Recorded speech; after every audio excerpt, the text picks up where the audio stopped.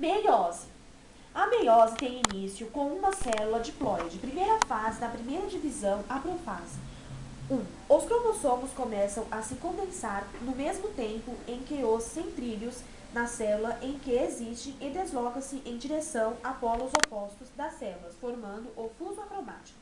Os cromossomos encontram-se emparelhados com seus homólogos, existindo contatos quiosasmas, processo de denominação crossover. Os cromossomos homólogos tocam em determinados postos, existindo então trocas de matérias genética. Este fenômeno atribuiu para a diversidade genética entre a espécie no final da profase 1.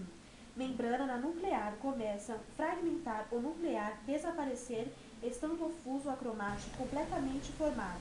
A segunda etapa da primeira divisão, metafase, neste momento, o cromossomo homólogo dispõe-se a alienados na forma aleatórias, nas zonas alquetrial das células formadas a placa alcoretrial, formando a placa aquaterial. A etapa seguinte é a na fase 1, da desjunção dos cromossomos homólogos.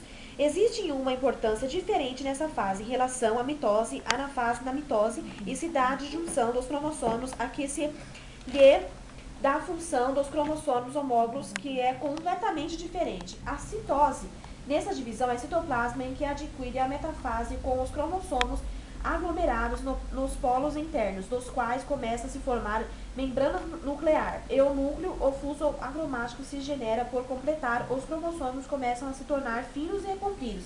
As células rejuntantes da primeira divisão, célula, possuem um único conjunto cromossomo, sendo, por isso, haploide. Em seguida, as células entram em interfase, aonde, desta vez, então, existe replicação do DNA. Embora algumas células possam se iniciar imediata, a segunda divisão semelhante à primeira. Uma importância, a exceção na fase 2, tem lugar na separação das cromáticas, ao invés da segunda separação de cromossomos na primeira divisão. A seguir, a segunda divisão contínua, normalmente com a primeira. A mitose é iniciada com uma célula diploide, finalizada como 4 células haploides.